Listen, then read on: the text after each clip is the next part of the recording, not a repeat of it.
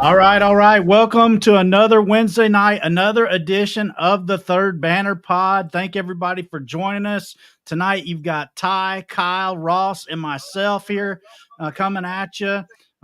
Expecting a big guest to come on later on when he's able to join us. So looking forward to that, guys. We've got a big football game tomorrow night against Virginia. I'm looking forward to the Cards being in action again on the gridiron. So. What do you guys think of the game? First of all, Ross, what do you think? Man, again, just absolute domination by that defense. It is so nice that we have a defense again where, the defense plays to the strengths of our offense, right? So we got a defense that controls third down, gets off the field on third down. We get out to a lead early, and the defense is built in a way to where they like to get pressure on the quarterback. And it is such a good fit. And, there's nothing else you can really say. It was just complete domination. I'll be honest. I had some reservations and some worries about Drones, Virginia Tech quarterback. That ended up being all about nothing. And man, that dude had a long day. And I think that kid's got a really long, he's got a good future, because I see it, like it's there. But we just did not let him get his feet set most of the game. They played from behind, and that just plays right in to the hands of this defense. All right. I just want to say real quick, Captain Hampton, good to see you in here. Aaron B, Couch House, Connor, Patrick, glad to see you guys in here. Patrick says the Cavs look like the Cardinals tonight, so that's not, as a Cavs fan, I don't even want to know what's going on there. That being said, guys, we do have tonight, we have a lot to go over. It's going to be a very busy, very loaded podcast. So we are going to be bringing JoJo Stone on, our newest commitment in the 2024 class. And we also are going to break down the big game coming up against Virginia, the GlowGame. And we have a lot of basketball stuff to get to at the end of the pod. But I did want to get we're going to bring JoJo on. He's in the lobby right now. I wanted to discuss quickly, it all comes full circle. We may or may not have kind of known that, JoJo's interest in Louisville had never truly waned. And we'll let him talk about that a bit himself, so I don't want to speak for him. But we may have had an ear to the ground a little bit on that. And I do want to pull up a tweet that Ash sent a while back. Now, some of you guys have seen this before, and you've seen it on a previous episode, but we've got to get a little backstory here. So Haley Van Lith transferred to LSU, women's basketball player, big-time player here, but she transferred there. And I was not on the podcast, but Ross had a reaction to her interview where she said she just no longer felt like she enjoyed playing basketball when she was here. And she said some other things too. Some people didn't really care for that. And we got a lot of hate from the LSU fans. So the next thing you know, Ash came out with a response. Let's just go ahead and play that response, and it's all going to come full circle. Do you have that? Can you pull that up? I do. I have the short. I'm going to pull that up for us. All right. And at the time, we got a lot of flack for it, and it sounded like arrogance. Hey, so it's funny how this came full circle. June 15th. June 15th. 15th. All right, let's see. Well, it looks like the Third Banner Pod got some LSU fans all up in a twist over Ross's Haley Van Lith comments, but you know what? We don't care. Our football team going to just take JoJo Stone too. That's all it took. That's all it took. At the time, it was, yeah, right. That's not happening. That's hilarious. Hey, and listen, calling our shot like Ruth, baby. Pointing to left field. I am not going to lie. When I saw that, I was getting on an airplane. I was on vacation, and I went, son of a bitch. I missed one episode, and these guys are out here making proclamations and getting into on Twitter. And there was no proof. There was no tangible proof that this was going to happen. You had to go off of faith and just what you were hearing. And It all worked out. You know, we've been following JoJo's recruitment for a long time. 2024, We have. Langston Hughes receiver, never gave up hope. And Ash is a man that at least today gets to live to say, hey, it worked out. That being said, guys, I do want to introduce our newest football commitment in the 2024 class, Langston Hughes receiver JoJo Stone. JoJo, thank you so much for being on the Third Banner Pod tonight. Welcome. Hey, how y'all doing today? Doing well. So I did want to ask you right off the bat, what goes into a big decision like what you made to end up, you know, changing your commitment over to Louisville? You know, just having that trust and just kind of laying out everything that makes sense for me, just kind of doing what's best for me, and just kind of just having that love for Louisville. You know, like you guys were saying before, like, you know, he never really lost interest. I've always loved Louisville, even before I was playing football. You know, so that's huge. And it's great that you said that, because my follow-up question was going to be, could you explain? I'm going to ask a lot of things about your background just so we get to know who you are as a person. You have a connection to the city of Louisville that goes well beyond just getting recruited for football the last couple of years. What connection is that? Could you go into detail about some of that?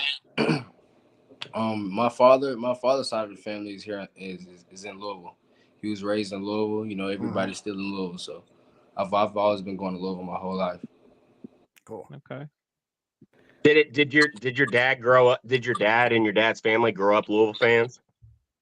Some of them Louisville fans, some of them Kentucky fans, actually. So you ain't speaking to those fans, right? So it's pretty interesting. My uncle, like my dad's brother, is a Kentucky fan. So okay. It's hilarious every time we all get together. I bet. So what's the family? Days when we beat Kentucky. What's the UK family side of the? How do they feel about you going to Louisville? Of course, you know, they're all supportive, and you know they love it because I'll be closer. You know, I'll be able to see them. You know, they'll be able to watch me play and stuff like that. But you know, they said they'll only be wearing the Louisville merch while I'm at Louisville. They said after that it's over with. Okay. Maybe you'll sway them while you're here permanently. Yeah, maybe I'll get them. Yeah. Hey, you might, man. You might be able to get them on just permanently on that train, bro. I think I will. That's gonna be my goal, actually. I will say, JoJo, that's always one of my favorite things about players that have some kind of local connection, whether they grew up here or have family here, is they tend to always understand that rivalry. And we've had coaches here in the past where sometimes they didn't understand how much that rivalry means to us as fans and alumni. And so I can't tell you how much I appreciate the fact that you seem to have a sense of what that rivalry means to us. And I just wanted to make that comment real quick and just let you know how much I appreciate the fact that you understand that. And I'm looking forward to seeing you on the field. Could you describe, you know, some of your strengths on the field as far as a receiver and some other things that maybe you need to kind of work on as you get to campus? You said, could I describe my strength? Yeah, your strengths or who you pattern your game after and that kind of thing. You know, so a lot of people ask me who's my favorite player, and I say Alvin Kamara, and they say, you know, he's not a receiver or anything like that. But I used to watch Alvin Kamara in high school and everything like that. So he's just always been a guy I looked up to, and I just love the way he played. You know, his passion for the game and the way he's on the field. Like, you know, he's dominant, and that's one thing I try to be on the field is always just be a dominant player. Like, you know, when you're looking down at the field, you know, I want it to be, you know, my presence to be felt always when I'm on the field. So no matter what position, no matter what route, no matter what play, any play, I'm trying to take it to the touchdown. So that's just my biggest thing on the field is just be like, you know, your presence be felt always. You know, that's just something that, you know, have something that people can stick with. Yeah, and I agree, man. I mean, like, a football player is a football player. Like, no matter where you line them up on the field, they're going to make plays. And, you know, Alvin is definitely one of those dudes. Like, he is a running back, but he's so versatile. You can split him out, put him in the slot. They used to do that early under Peyton's offense, you know. And you saw that he had a lot of ability to run routes and get open and really affect the game in a lot of different ways. So I honestly I like that you compare yourself to that. You get that you get in here to Louisville and you start to squat like Alvin Kamara can squat, and you get that lower body, man. I'm for it, man. Just bring it. Bring it. One of my favorite players, like, just always coming up. But when I got older and kind of just started, learning the receiver position in the game, guys like Jamar Chase I look up to because he's, bigger, physical. And, guys like Stephon Diggs, he's a route technician. Guys like Kadarius Toney, he's another guy I look at a lot. Kadarius Toney. Devontae Adams. Those are all good players to try to pattern yourself around because, I mean, they're all doing their thing on Sundays, man. Oh, hang on. You got to take care of something. No, the door just opened by itself. You're good. You're good. Hey, JoJo, Okay. let me ask you something, because I wanna hit on this, right? Because we've tweeted about this and we've talked about this, right? LSU has, over the past decade, really has a good track record, even longer, honestly. They got a really good track record of being able to pinpoint wide receivers that are next level wide receivers. I mean, that list goes really on and on. You go Devery Henderson, OBJ, Odell Beckham Jr., Justin Jefferson.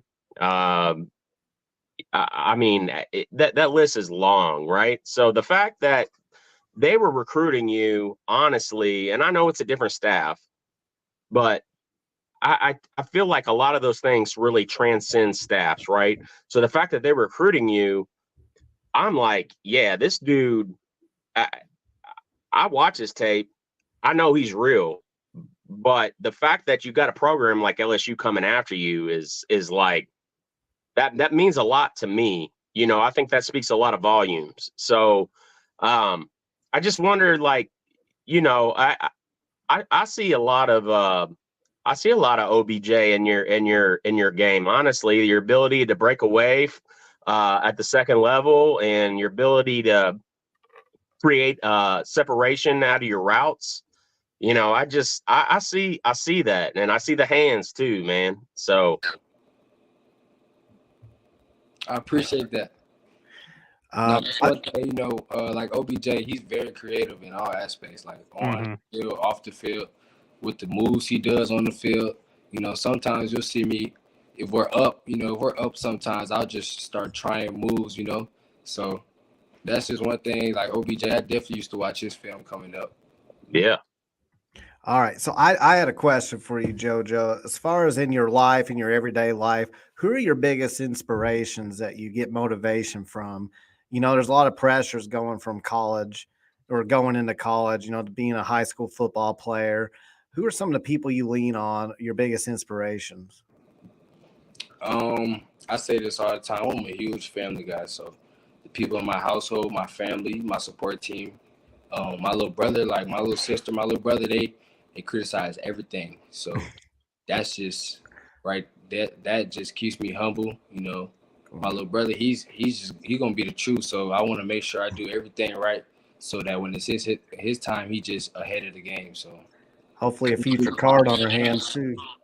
My parents, that's huge. Like my parents, they're so supportive in a way that I can't even complain. I mean, I can't even explain. Like my mom, just with this whole recruiting process and, me just being kind of the first person to ever like do something like this in the family. Like, I just love the way they've been there for me. I'm so appreciative. Good to hear, man. I also wanted to ask a follow-up to that. What are some of the hobbies you have or things you invest in or that you do to keep you grounded? Because it's really easy to get off the path whenever you're in high school, you're still developing and growing. You have a social system, but you're a football player. You have goals to make it not only to college, but I assume beyond college is your ultimate goal. correct me if I'm wrong there. But there's a lot of pressure and stress that can come with that. What are some healthy hobbies you have that you engage in that kind of keep you focused and grounded? I'm really a workaholic. Like everything I do all day is thinking about what could get me better in a sense, you know. And I really don't play video games. People be surprised when I say that, but I really don't play video games like that. I'm more like a go outside type of kid. Go play basketball. I can still go play basketball in the neighborhood. You know, even though I'm a senior and stuff like that, about to leave, I just cherish times like that because I am an early enrollee. So, you know, just little times with my family. Like I don't really do too much. I love fashion, like shopping. You know, keeping the people that I grew up, people who's been around me. I just like keeping them around me still because that's just the people who keep me going and keep me who I am today. So that's why change it. Right on. Let me ask you something. So you hit on it, right? You're going to be an early enrollee, right? Like you're in the last dog leg of your high school career, right? And you know it's going to end in December. You're going to be on campus in January. What has that process been like? And you know what have you been doing to make that possible? And what do you look forward to in during that? So, you know, with everything that's been going on before, like the recruiting process started, I wanted to kind of look at things different in a beneficial way, like not just because of football. So with me leaving early, I had to, of course, take extra classes and stuff like that, and some of them had to be online. Some of them, now that school starts, I go actually into a local college. So I just all look at it like, you know, just me getting prepared to come there. You know what I'm saying? So I took a public speaking class, and I really loved it actually because, you know, I'm gonna be speaking like right now. I'm gonna be doing that a lot. So the public speaking class was really helpful. Right now I'm taking macroeconomics, and so that's coming along pretty well. But I definitely look at it as a beneficial thing. Oh, that public speaking class is going to come in handy, I promise you, because you're going to have to take that again, probably. But anytime you can get more comfortable in front of a camera, and you're not wrong, you're going to be in front of a camera probably in the future. So, definitely embrace that. I support that fully. No doubt. JoJo, I got two questions for you. I'm going to pull this one from our chat. Jordy asked, who is your favorite Louisville player of all time? I know you kind of mentioned that you followed Louisville before. Do you have someone that you kind of just remember, or is it even someone that's on the team currently? I want to say Jamari Thrash, just because, you know, that's who, you know, I'm familiar with. I know him personally, and I see the hard work he puts in, like day in and day out, and just the type of person he is. But Lamar Jackson was just something different. You know, we got to give it to him. But I would say Jamari Thrash. Just because I know him personally, and I just, you know, I'm inspired, you know, just how hard he works and his love for the game. Yeah, Jamari he's only been here this season, but man, we are all just impressed with Jamari as not only the player, but the person. So that's a great person to look up to and a great player as well. My other question I had for you is when you go on all these college visits, like your recruitment has been pretty special, right? I mean, you've got interest from a lot of schools, Louisville, LSU, UCF, just to name a few. When you go on these visits, and you take all these pictures with exotic sports cars and all the attention to detail that goes into the visit. What's that like? I just really kind of just keep it in the moment. You know, I kind of not to think too much of it because at the end of the day, you're gonna have to get to work. So, but it's pretty cool, especially when I got my little brother and he's just loving it, running around and loving it. It definitely makes me, you know, it definitely makes me happy to see stuff like that, and it's definitely fun, especially on the visit. You know, you work so hard, and you know, stuff like that just shows, you know, your hard work is paying off. So, you know, it's definitely a cool thing. I had a question. I think there's a few people now that are wondering about that chain, that Louisville chain. You know, we've seen the Louisville chain in some of the Instagram pictures. We've seen it since well before you committed here. what's the backstory of the chain? How'd you end up with that chain? You've got a couple of people in here that want that chain on the chat. They're asking where they could get that chain. My father, he actually gave me that chain. I said I was probably like 8 or 9. Probably Wow. Not even the chain. It's just the piece. I got the chain probably like a year ago. I see. But the piece, I got that a long time ago. Right on. Hey man, it was like predestined stuff right there, isn't it? It really was. Crazy. Everybody says that. Everybody says that. Like, who really knows me and knows how I got the chain? It's like, y'all. Everybody's saying like, I've been at the.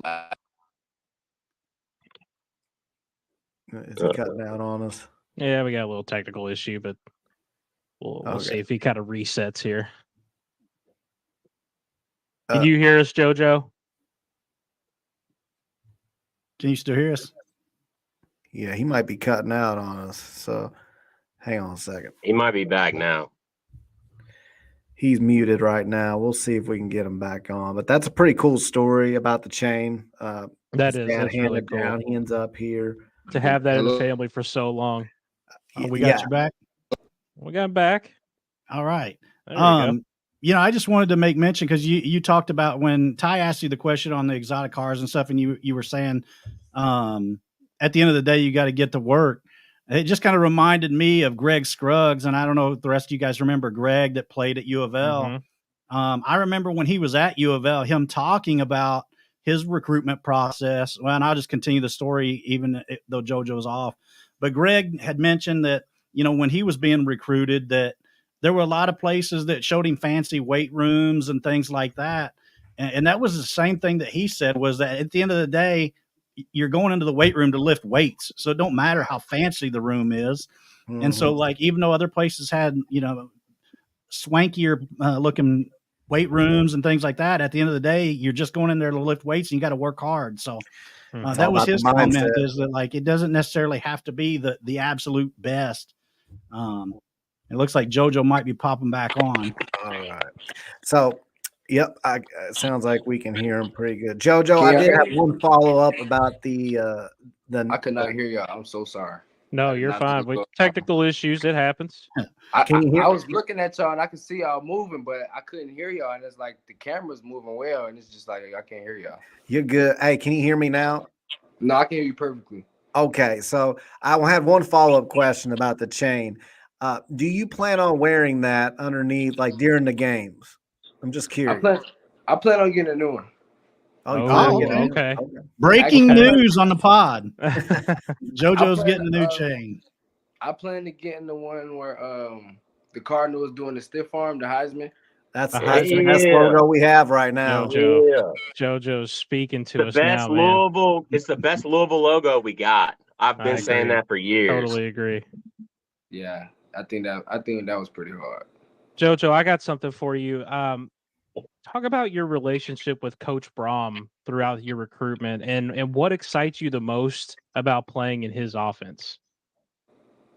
One thing about Coach Brohm, I just love how he kept it real with me the whole time, and that's just one thing I just kind of respect so much. When he just keep it real with me and just he shows me how he'll use me in his offense, and I definitely Coach Brohm, he's known for putting up points, and it's showing this year, so I'm definitely excited to get with Coach Brohm. Is it safe to say that Coach Brohm, like, Jeff really wasn't like selling you on anything? He just like he really related to you, right? Coach Brohm was more like it was. Of course, it really wasn't persuasive in a sense. It was really just him giving out me facts. It was really everything just was all facts, and it's showing this year, and proof is in the pudding. Mm-hmm. Yeah. Hey, I did have a question. I know you've had a recent injury. I just want to know how you're recovering from that, where you're at in that process. Like I said, family is everything. So, like I said, they just been so supportive. When I got the injury, it was really like me battling myself, because I had the injury. I had got the injury and I was still playing on it, not knowing what was really wrong with it. Mhm. And once I found out I was wrong with it, it was really like a choice I could have made. You know, do you want to keep playing or do you want to get it fixed? Because you've been playing with it. So Mhm. when I decided to kind of just get myself together and kind of just take the time out, which I've been doing, it was just of course I'm gonna miss the game. You know, just being at practice and knowing that if I really wanted to, I could go on the field and do that. But it's like, it's almost like I had to keep somebody next to me. JoJo, you can't do that, JoJo. We got to do Right. this instead, JoJo. Right. And it was eating me up inside. But my family and my brother, my sister, my mom, they was my dad. Everybody was there for me the whole time, and it just kept me level headed and kept me head down to work. I would just, the workouts, I would just take them so much seriously because I just felt like it was more personal. Like, this is what nobody's seeing. So next time I come on the field, it's going to be, who is this? Because nobody's really seen me in a while. So I'm excited to just come back on the field, get to work. Right. I mean, to me, and a football player, that is a characteristic I want to hear. Right. That sounds to me like it's going to be hard to keep you off the field, but you've. Oh, Nope. looks like we lost Ross. Hey, No, JoJo, he's back. I wanted to say Can thank y'all you. hear me though? Can y'all hear Yeah, me? I got you. Yes. Okay. I just wanted to say thank you for coming on. We really appreciate your time and everything, for joining us tonight. And everybody's really been looking forward to this interview. Before we even let you go, though, Ty's got one more question that's absolutely vital that we asked him. Yeah. We asked Deuce Adams the same question, so here we Yeah. go. It's one last one, bro. What's up? Yeah. You better JoJo, get right. JoJo, we've asked you a lot of hard hitting stuff tonight, a lot of important stuff and got to know you, but nothing will tell me more about you than this answer here. What are your thoughts on Raising Cane's chicken tenders? Raising Cane's? Yeah. Raising Cane. Oh, y'all must not have watched my previous interviews. Every single interview, I just tell them about how I love Raising Cane's. Oh, What? Are you serious? Are you Whoa. saying it's sarcasm? Are you serious?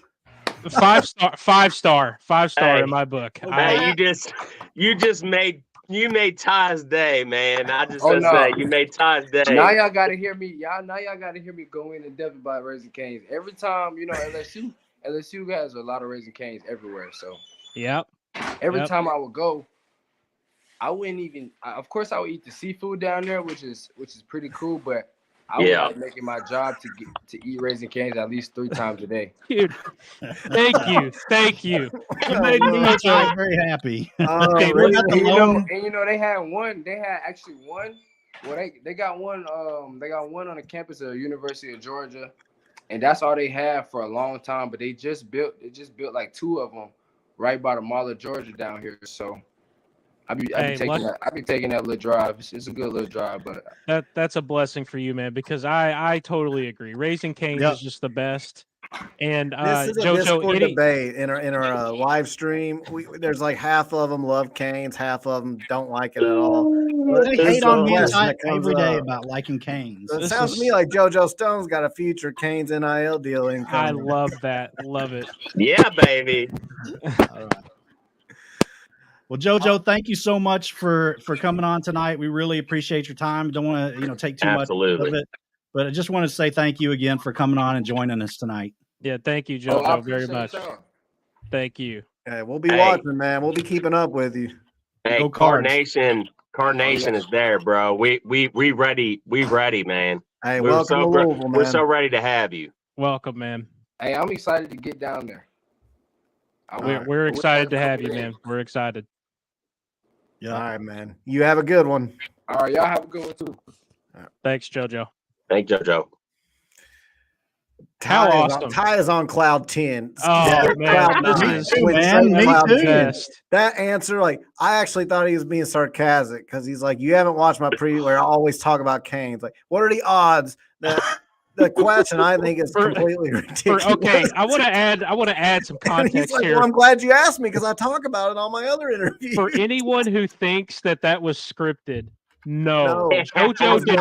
We were scrambling to get JoJo in here. We did not have any prep time with him. No, he had that down pat, and he knew exactly what he was going to say.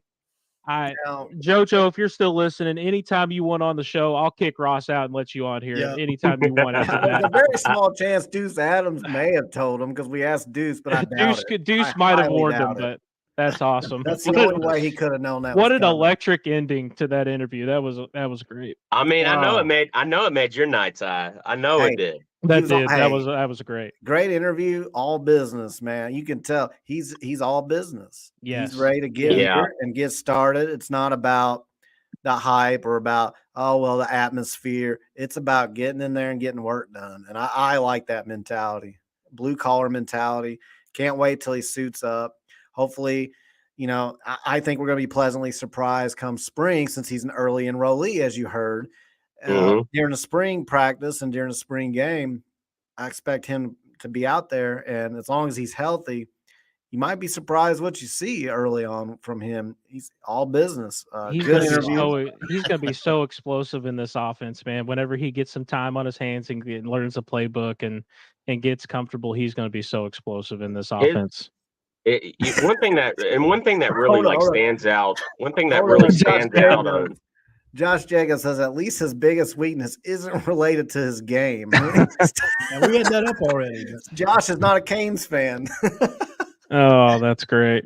I was going to say, I mean, one of the things that really stands out on his film when you watch him, it's his ability to get to top speed in a short amount of distance. Like that, those are special traits. All right.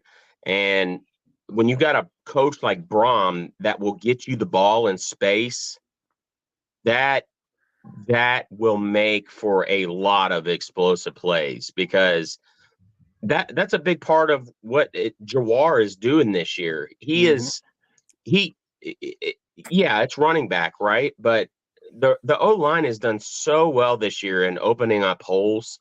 He's not getting hit until he's 5 yards downfield, and he's already at top speed. So he's making dudes make really bad angles.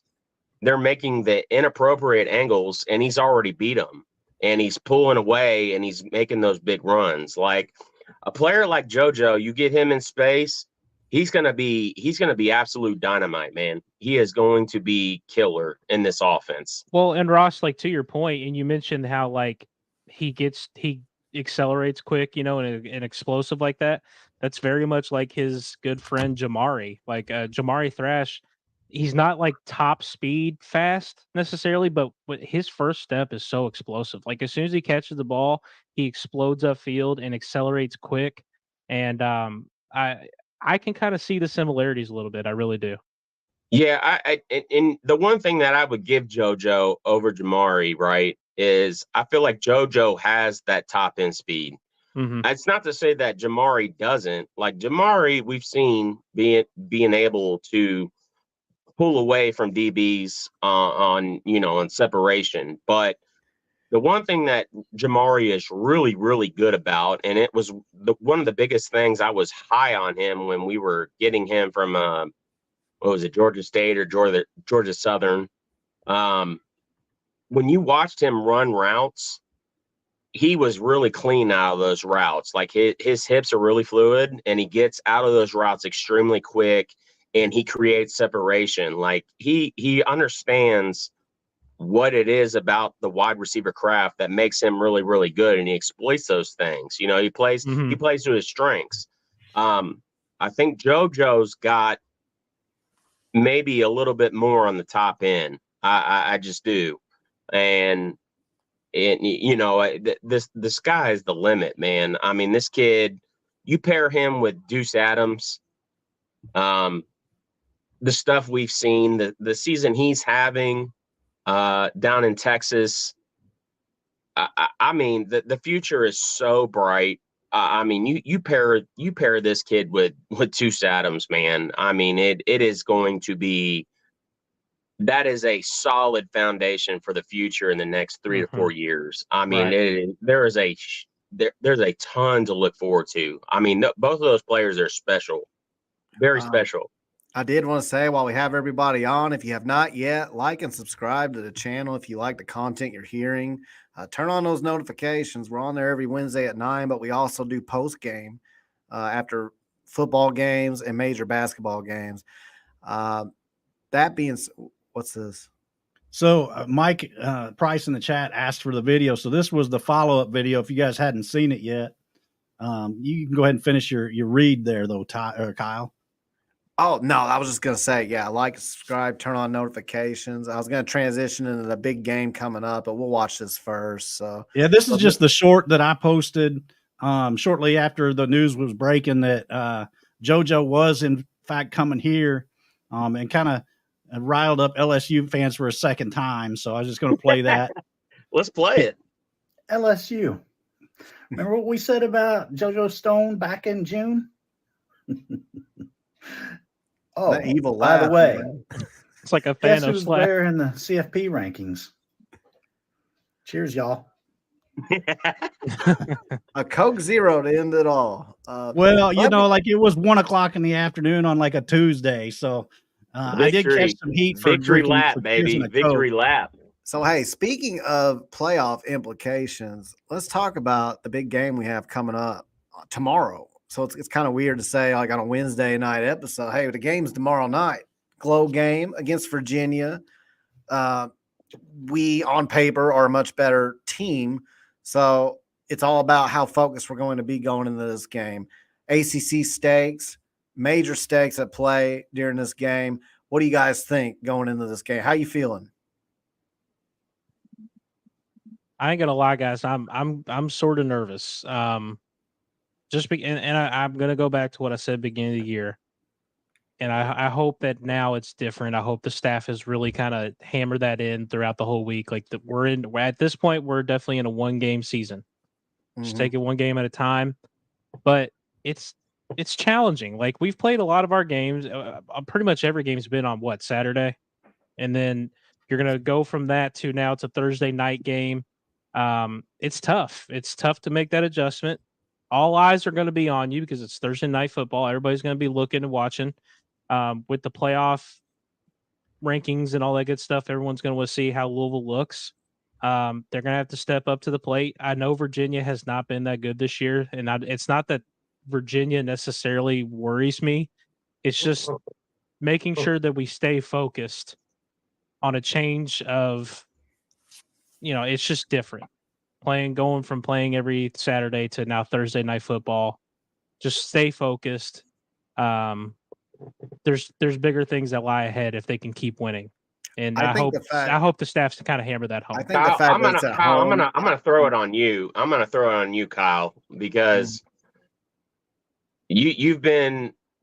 I will say that you've been pretty spot on with a lot of stuff as far as. Don't let your buddy Chris know that. As far as feelings before a game, where are you at? I think because it's at home, and I think this is our final ACC, I think our guys are going to be dialed and they know what's at stake. I think the thing with the Pittsburgh game is, while you knew what was at stake, here's the psychology behind it. That's my thing. It's the psychology of the game. A guy like Trent in the chat, for example, he's going to break down the offensive and defensive lines, the schemes, the techniques. And while I have a general idea of that, I'm not as good with that kind of stuff. But with the Pittsburgh game, the reason I got on here and said it had all the ingredients for a good old trap stew, and I really thought we could lose that game, and I feel like at the time it was like, are you kidding me? Is dopamine highs and then coming down from those, that's a real thing. So imagine you beat Notre Dame in a historically chaotic atmosphere.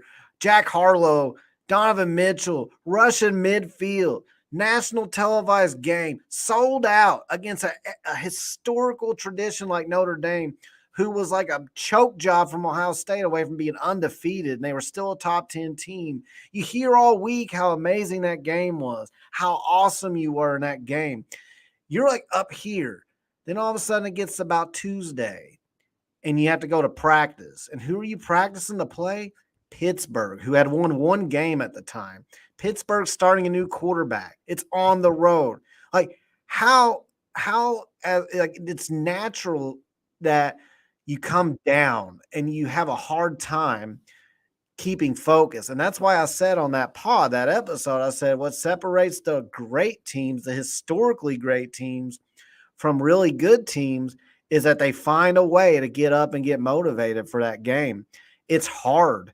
And actually, I think they started off strong when they got out there, but I just think it all kind of came together. The weather just played right into their hands. I'm looking at all these things. And to get to the game this week and why I feel a little bit better about it, yeah, we smoked Virginia Tech, but Virginia Tech was not on like that. That win is not on the dopamine high that you get from a Notre Dame night game. It was a good win, and Virginia Tech's a good team, but I don't think they're going to be way up here. They get to stay home. The weather's nicer. And I also think that we're getting so close to the end that they can almost smell it. And it's like you just got to go out there and go balls to the wall for 2 more ACC games. And you're there. You're in that game. Whereas the Pittsburgh game was in the middle of the season. And, yeah, you're trying to stay focused one game at a time. But when you're running a marathon, if you don't see the finish line, sometimes you kind of let up a little bit. But they see the finish line. It's like it's up there in the distance. You got a couple of hurdles to get through. And I think being at home, especially, I think we're going to be all right. Both teams played Saturday, so neither team has like more rest. Pittsburgh had more rest. They had a bye week before our game. We just got to hope we don't have a whole bunch of injuries. I know Jamari Thrash is probably not playing from what I understand. But we got to hope that like Brian Hudson, which I think he'll play, even Coach Brohm himself said, I think he's going to play so long as he's able to play, he will play. But we need our guys on the front lines playing. And if we can have most of our guys healthy, I think we're going to win this game. I don't think it's going to be a problem like the Pittsburgh game. I know that's a long-winded answer, Ross, but that's what goes into my thinking. My whole thing is that, we've been running the ball real well. Our offensive line has been opening a lot of holes for us.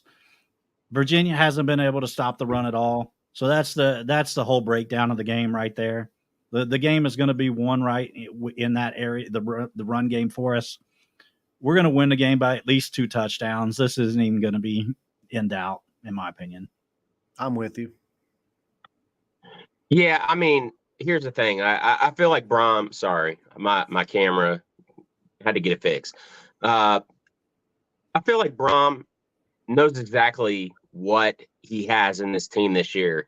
And I give him a lot of credit, and I give him this staff a lot of credit. They realize what the strengths of this team are at this point, right? And they've adjusted. And while it's not how they would like to normally call a game, they realize that this team, that their strengths are built to run the ball and take advantage in the play action pass. So, I really don't see a situation where Virginia, especially we're at home. Like I said it already. Like I said it in the previous podcast, I was kind of on the fence when we beat Duke and we show that we're a home team. But then after Georgia Tech last week, we're absolutely a home team, man. Like that home field advantage is real. And Virginia is not cut out. They do not have an offense that is built to be able to sustain that and score points the way that they're going to need to be able to upset us at home. So yeah. I even if we hit struggles, I still don't see us losing this game. That being said, I think we cover. I really do. Mm-hmm. We've covered our past 2 opponents. They were both ranked. They're both ranked. This Virginia team is bottom of the barrel. Like everything about this opponent plays right into our hands. Their rushing defense, their red zone offense, everything about this plays right into our hands. So like, I don't think this game's going to be close. I'm not nervous about this game at all. And, I think we win this game by 3+ scores. Honestly, that's where I'm at. I Good want luck, you to Mike. know, I want to thank you for subbing, man. We appreciate the channel support from you guys. Couldn't do it without anybody watching, so we appreciate you guys coming on here. I think we're clearly the best team, but it's it's like I said, it's different. You're going to be playing on Thursday night. You have to remain focused. And I agree with everything you said, Ross, but that's also a lot of the same things that we thought about Pitt. And, It's on the road. it was on the road. It's on the road, and we are at home. And I think we win. I forgot what the spread was. I know it was. Do we have a number on that? I saw it earlier in the week, and I almost bet on it, but I forgot it at this point. Do we have a spread on it? About spreads, man. Just get to the ACC championship game. Oh no, I'm just talking by more for than one, but if gambling. we win by one, by all means. I know. I'm just bringing up the gambling aspect of it, but anyways, negative 20 or 20.5. That's the spread. 20.5. Okay, Yeah, 20 and a half. That's what I'm saying. We're somewhere right in there in a 20-point favorite. Like, I'm sorry. Like, we are a absolute bad matchup for Virginia. Like, the way that it all plays out, you look at what they're good at, whatever that is, because it's not a whole lot. But you look at what their deficiencies are, and it's our strengths. Like, it plays right into what we like to do. Our offense is going to be on the field often. We're going to control the clock. We're going to control tempo. And it's going to be a very fun game for U of L fans to be in attendance tomorrow night. So if you have the ability to get out there, right? So cheer. Like, we've seen the home crowd means a lot to this team. And I think a lot of that feeds off of Brohm and this staff. They get it. And before we dive into any other topic, I think that's actually a good point that we bring this up. We got award-winning and loyal listener. Can we fix our banners real quick? Let's fix that. There we go.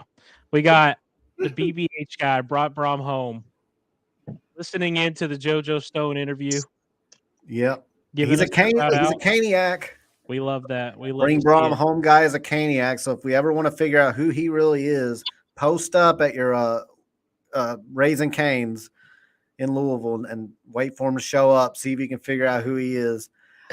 I'll spend the rest of my life. I actually toss and turn like at night. I don't get sleep trying to figure out who the BBH home, the Bring Brohm home guy is on Twitter. I'll spend the rest of my life. I have my beliefs. I don't think it's you never know. Everybody guesses it's somebody that's well known. My guess is it's just a fan like us. That's my guess. You never know. Bring Brohm home might be on this pod. I'll just throw that out there right now. He obviously was watching JoJo. Yeah, so we might have him on as a guest one day. Maybe it was Couch House. Couch House might be brought. I'll just say that we caught our shot before, and I won't rule out that we couldn't call our shot again. I'll just leave it at that. Fair enough. All right. Speaking of calling shots, we made a shot at the last with 2 seconds left that counted against UMBC, got us the win 94-93 in basketball. So we're going to talk a little bit about that, break that down a bit. We didn't have a chance to really recap that. I made a little short about it. A lot of mixed reactions. I always like to start with the positives of that game. I will say this about this team. This basketball team, the energy is there. The energy, I did not question the energy. I feel like in the second half it ramped up more. Mm-hmm. But I never watched the team and thought, like last year, I think part of the most frustrating part wasn't even how bad we were. It's that we didn't look like we wanted to be out there at all. I did not get that impression. So that's the first thing I noticed. Second thing, Brandon Huntley Hatfield did not have a good offensive game, but he did things that he's not done his entire time as a Louisville player. He got a lot of rebounds. He hustled. He actually showed a little bit of dog in him. And so I like that. I thought Okorafor played really well.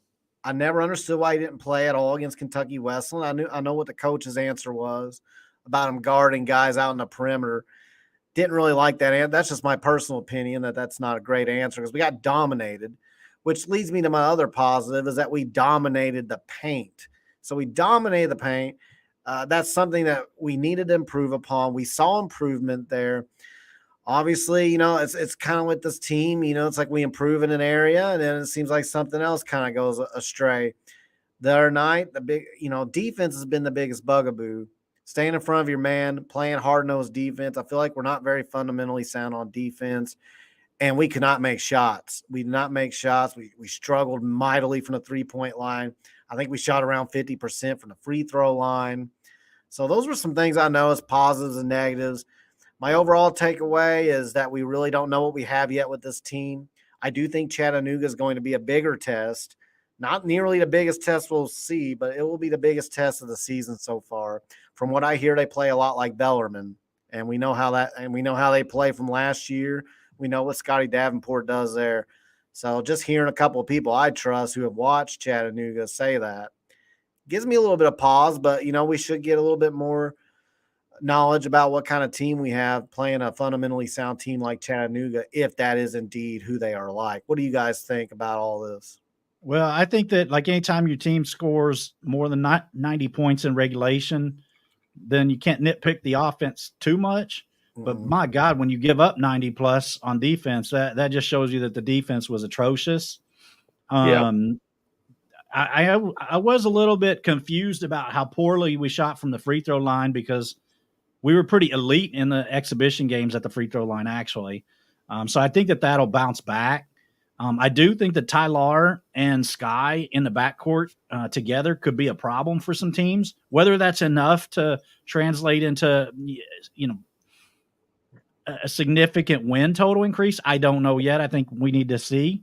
But Sky and Tyler together in the back. I like It's Skylar. a good name. I like it, actually. Those two could pose a lot of problems for teams, especially with Tyler's quickness, Skylar and Sky's ability to get to the rim.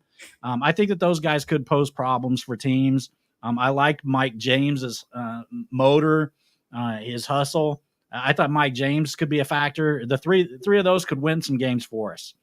Moving down the road, we got to play better defense. I'd like to see the team play a zone at some point with Dennis Evans at the back, because then the guards are freed up to gamble for steals. With the fact that if a guy does get to the rim, Dennis could be there to block the shot. Because if you remember, and not comparing this to 2013, but Peyton and Russ were able to gamble for steals a lot because they knew Gorgie was back there to clean anything up. I love the idea of playing zone. I haven't seen Kenny I haven't either use it at any point, really. I mean, I know last year in certain times he tried to put it out there, but the team just couldn't grasp what a zone defense was supposed to look like. So, and hopefully this year, if he does decide to do that, it'll look differently. Whatever he does, the defense has to improve. Scoring 90 plus is great, but the defense has to get better. It's just there's no other way around it. And I didn't actually catch our rebounding numbers in the game, but I would imagine rebounded by we out rebounded okay. them. So at least it that felt like turned at around. times we were not effective on the boards, but final numbers showed that we out rebounded them. We dominated. At least that's a positive. And one reason we scored a lot of points too, which I mean, credit to us for continuing to take advantage of it. But my goodness, UMBC's. I've been complaining for over a year now with the staff about our on the ball screen defense at the top of the key, switching on screens. UMBC, they're way worse. I don't know what they were trying to do every time we set a ball screen at the top of the key, but the guy coming up with the screener never switched, and then the guy that got picked, he just got picked right off, and they would both just fall back, and we would just blow past them time and time. I think they finally started to adjust with like 2 minutes left in the game, but we got a lot of points doing that. And Tyler Johnson's got wheels. So if you're not going to switch and he gets a pick or he gets a screen at the top of the key, he's going to blow right by you. Sky Clark did the same thing. And we had a lot of length. You saw what our length can do to kind of disruptions we can create. Obviously, a team like UMBC is not going to stack up to some of the other teams we play. But we need to use our length to our advantage. And I do agree with Ash that at times implementing a zone would be beneficial for this team so long as they understand the assignments that go with that and are able to be disciplined enough to carry it out. Well, we have the athletes to do it, right? Like we have the athletes to do that. Yeah. But I mean, Kenny's going to have to teach that zone. And so far to this point, I haven't seen much zone out of a Kenny Kenny coach team. So we'll see how that goes. I agree though with all you guys. I would like to see that more just because I think he has all the athletes in place to do it, and you have someone like Dennis behind to clean it all up. I think it could look really well, but we'll see. Yeah, and honestly, I think what we're seeing is, I don't know this. The future's going to hold what we're going to see, right? We don't know what's going to happen, but Kenny is a disciple from Calipari's coaching tree. Calipari traditionally has not liked to go zone. He usually likes to go man, and he likes to beat you, because you've got the dogs, you've got the studs to be able to D up man to man. I think at this point, what Ash is saying, I agree with that. You have a team that is young and they are built to play a zone very, very well. They're very long and they have deficiencies in man to man, but some of those could be masked by playing in a zone and playing it properly. So, I mean, we will see what happens. I understand the reluctancy about not wanting to go zone when you've got Dennis back there, right? Because you don't want to get Dennis into foul trouble early. And if the guards aren't able to do what they need to on a zone, then the opposing offense gets right into the paint, and it's going to draw a lot of fouls on Dennis. It's going to take him out of the game early. So I get it.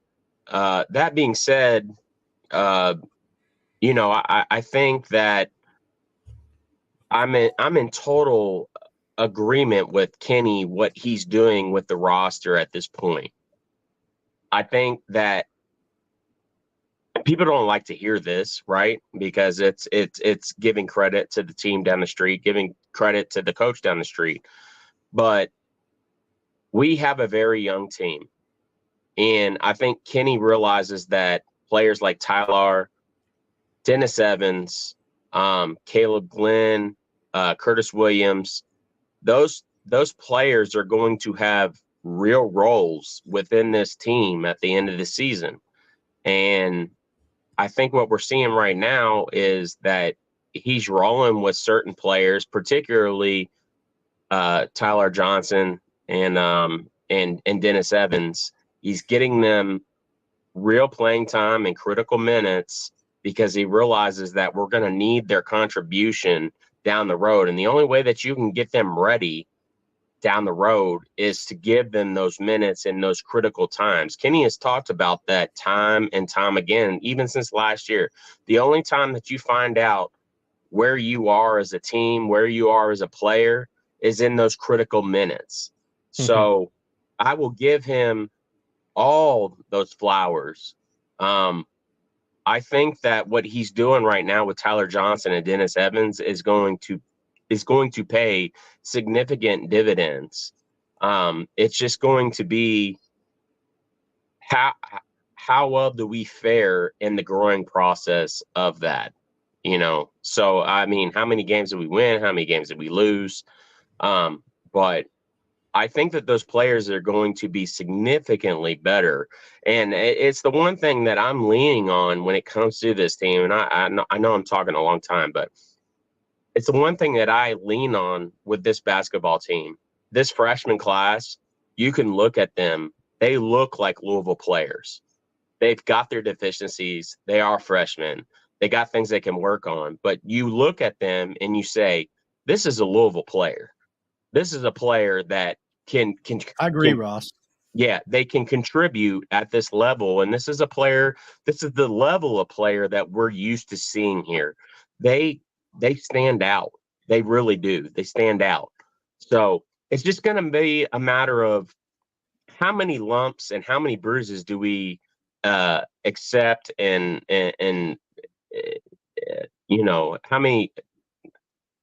how many lumps do we take in that process while we're letting our young guys grow? So I will say this about this team. I see the energy level is there. I see the length, the athleticism. This is a real litmus test as to how good of a coach Kenny Payne and then the supporting staff are, because they have the tools. Like last year, we all kind of debate all over social media, on the radio shows, in our little group chats, at the barber shop, at the Kroger. We debate, how much of it was on the players, how much of it was on the staff. We've all got different opinions on that. But what I saw against UMBC, I saw players that are buying into playing together, who brought the energy. So, and they have the athleticism. So you bring those Yeah. three things together. So the question is, how much can you get out of them? Because now it's coaching has to take over. Okay, you've got the guys who are bought in, you've got the talent and athleticism, and you've got the energy. So you got those three things.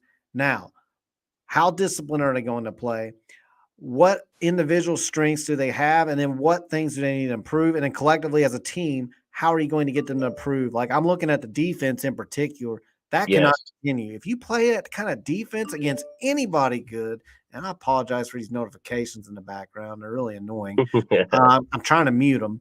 But if you play that kind of defense against a remotely good team, you're barbecued. I mean, it doesn't matter because you would have to shoot lights out to keep up with a good team with the defense we've been playing. And we haven't proven we can shoot lights out yet. Curtis Williams has moments where he can get hot. Other than Curtis Williams, I haven't seen anybody that consistently can shoot the three, but even Curtis Williams, like the other night, I know he missed a couple of everybody missed a couple. So that's not singling them out other than to say, if you only have like one guy who can shoot really well, if he has an off night, well, you're going to be in a problem. And that's where you have to rely on your defense. So I would say that's my biggest hesitancy this season is how good can our defense be to overcompensate for the fact that we may lack the firepower beyond the arc and maybe even at the free throw line. That remains to be seen if that was just one game or an anomaly. But I don't think we're going to be a big 3-point shooting team. I hope I'm wrong there, but I don't see it. So we're going to have to utilize our length to play better defense than what we've seen so far. Well, Yeah, I am And that's up to the coaching staff, by the way. That's what I'm saying. Coaching staff has to get them on the same page on the defensive end and put them in a position to play much better. Well, I am impressed with how much better the team chemistry feels like this year. Last year, when you watch the games, it's like they didn't want to even pass the ball to one another. Yeah. Whereas this year, they do seem to want to make the extra pass and to get each other involved in the game on offense. I think the team is much more athletic than they were last year overall. I think that Tyler and I think Mike James can shoot a little bit as well. So there's another couple of guys that could potentially be good shooters for us. The thing that I think is going to really swing the difference is we don't have that guy that can do the dirty work. It doesn't seem like yet. Get down there, get those key rebounds for us, play hard-nosed defense, stop teams from, when they come inside, maybe he commits a hard foul now and then. Like if you remember the old, like Jason Maxiel type guy, or Eric Hicks, like we need a guy like that. They keep teams honest on the defensive end, on the boards, and then when they come into the lane. So I think that's the side of the ball that will tell the tale of the season. Call me a Kool-Aid drinker or whatever. I've seen some of the comments in the chat, but I still think this team has some individual parts that could have a pretty decent team. Maybe not by what our historical Louisville standards are. Right. But I do think that we could win 18 to 20 games if we play defense better and rebound better. But I do think that the way they share the ball on offense, the way they potentially could shoot the ball from what I saw in the Exhibitions. Exhibitions and that kind of thing. Like I do think there's individual talent on this team, and Skylar, as I called the duo before, those two alone, I think, can win you some of these non-conference games. So we'll see. Yeah. The only thing. Go ahead, Todd. The only thing is, like, and I agree that they can win some of the non-conference games, but we've talked about this in the offseason. Like, we need to make the tournament. That's the goal. And I don't want to be that guy. I don't want to be the negative guy. I just don't. But look forward, like when the net rankings come out and when those become more prevalent, beating UMBC by 1 is It's not good. is going to Yeah. hurt the net ranking, and that matters when it comes to seeding and determining who's going to make it from the bubble teams. And if this team is going to make it, I would imagine they're probably going to be a bubble team. I don't think this is an ACC winning team. So they have to improve the shooting. The shooting. I kind of pulled up the stats from the game. 2 of 14 from 3 Yeah, it's not going to get it done. is not going to get it done. And thank God they didn't shoot that many threes, because 14 threes in today's basketball is really not a lot. Mhm. It's on the lower end. So thank God they kind of it's way on the lower end. it definitely is. So thankfully they kind of shied away from that because they realized it wasn't going in. And kudos to Kenny for kind of getting them to adjust that and kind of go more inside and to drive. But 2 of 14 shooting from 3 is not going to get it done. And when it comes to these non-conference games, they're going to need to win these by a lot more than just 1 point. They're going to need to show up, put together complete performances, so it helps their net ranking going forward. And it makes sure it actually matters in March. We'll see. And I know some of you are thinking what Connor's thinking about what I said, but maybe I am drinking the Kool-Aid, but I do think this team has some potential still. They really do. And, I don't think you're totally alone there when you look at the talent and the pieces of like what you're saying, Ash. Like you can watch this team and you can see like there's things really to be excited about. There's things to be very excited about as a Louisville fan and the foundation in this freshman class. To me, this team is going to be built, and if they can embrace it, they're going to have to embrace a old style of basketball, right? They're built to make points in the paint, and it doesn't matter how you get it, but this is a team that's going to have to bring their lunch pail. They're going to have to get points in the paint. They're going to have to get after the glass. They're going to have to get second chance points, and they're going to have to really get after it. And they really got to get after it on both the defensive glass and the offensive glass. And if they can embrace that, they're going to be able to impose their will on a lot of teams.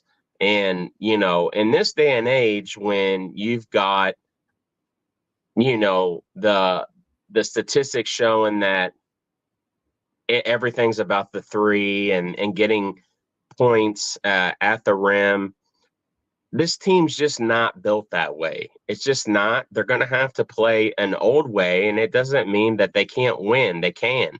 If they embrace that role and they embrace that identity, they can beat a lot of opponents. And I in particular, you're looking, Ash, you bring up Jason Maxiel and you bring up Eric Hicks from UC.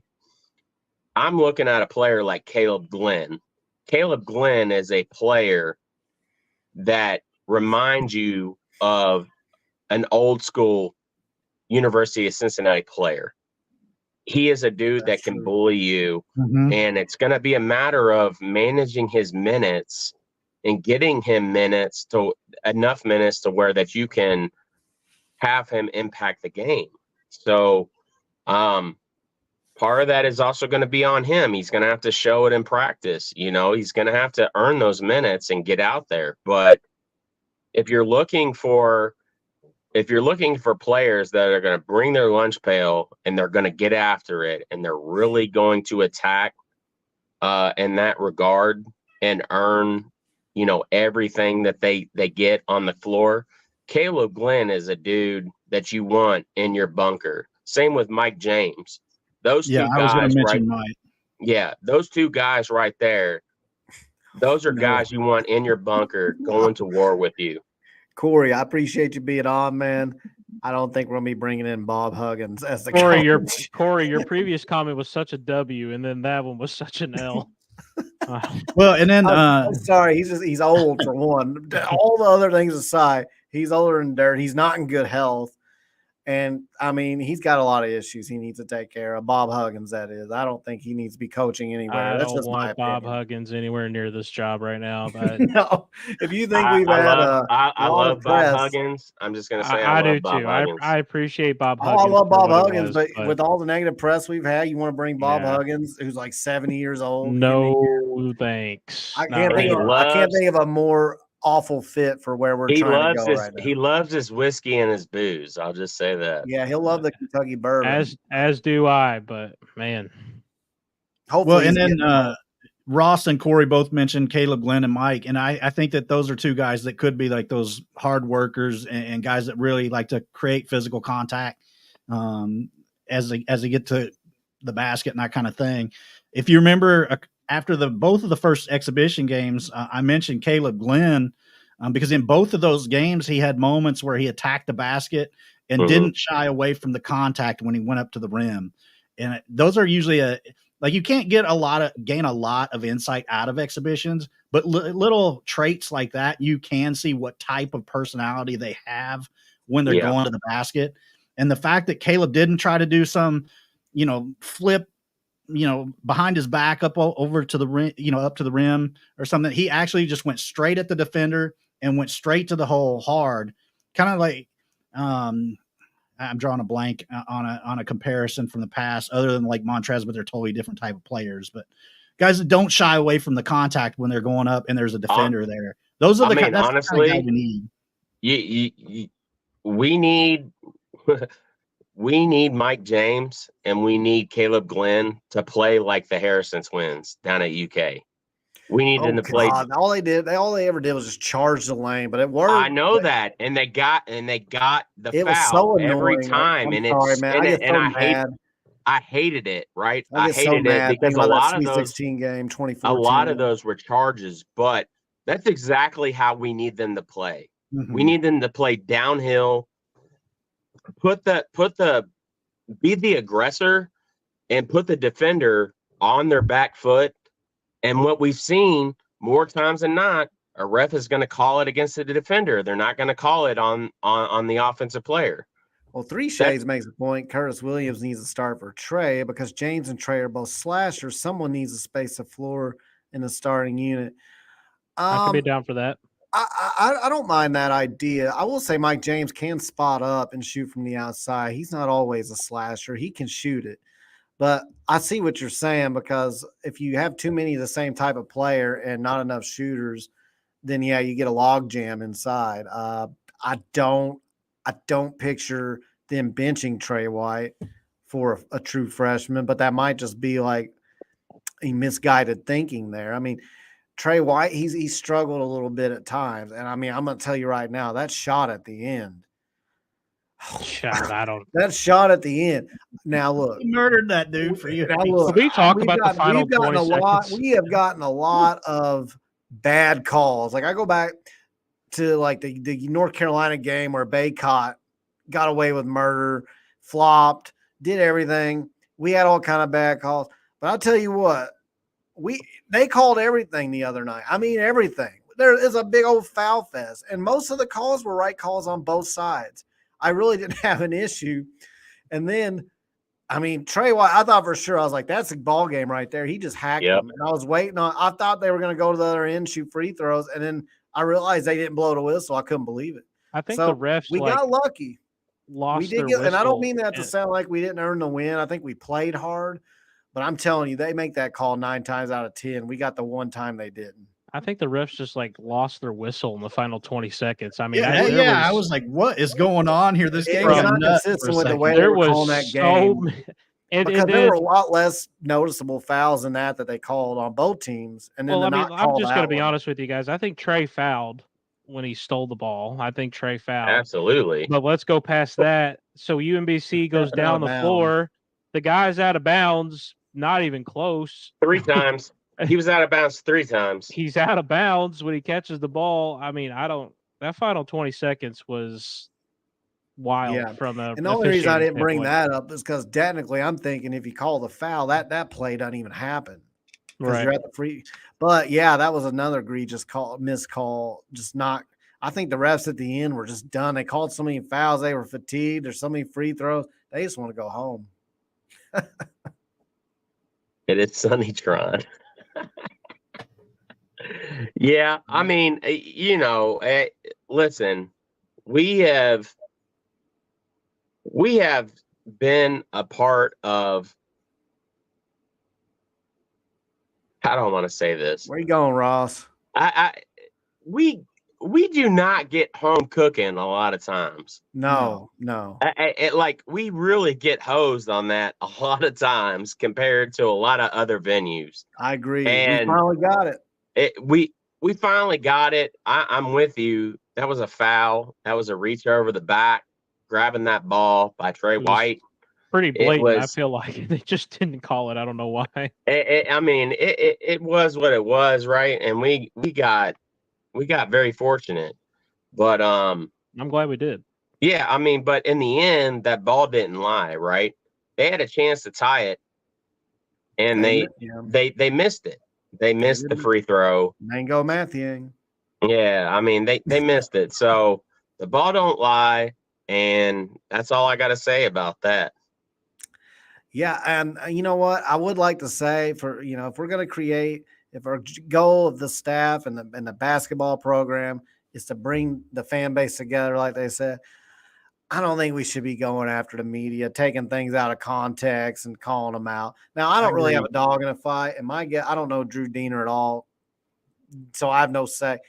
My guess is he probably doesn't even care that much about it, but I can see, the fan base is getting riled up, going back and forth on Twitter or X or whatever you want to call it, and I don't see the point of that. When you see the entire clip, it makes more sense what he was saying.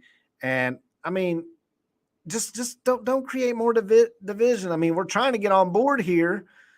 I mean, that's not the time to be flexing on the media, I don't think. And then taking like a little short snippet of what he said and then applying, practice footage and whatever. The whole thing was silly. I just couldn't believe that was the topic of conversation on social media today. I was like, don't you guys have anything better to do on all parties involved? I was just watching the back and forth on that, and I was like, come on, guys. Well, didn't JJ say they didn't practice that? That's it too. He said he didn't practice it, so it's like I don't care about this. I don't care either. But now you've got a player contradicting the staff, and nobody would have noticed, right? If you didn't put that video out there, nobody would have noticed. It's whatever. I don't. There's bigger, better things. It's not a big deal. But I want to hit on. I want to go back to the 3-point shooting, right? If you go back, not last year, but I mean, even last year, but even the year before, one of our best 3-point shooters and players that was really efficient about spreading the floor was JJ. JJ can shoot the three. So anything that I will say, any minutes we're trying to give Danilo at this point, because he has that ability, I would just say give it to JJ. Like let Danilo come on and let him grow as the season goes. JJ's already shown that he has the ability to affect the game in the ways that he has, and we need to play to those abilities.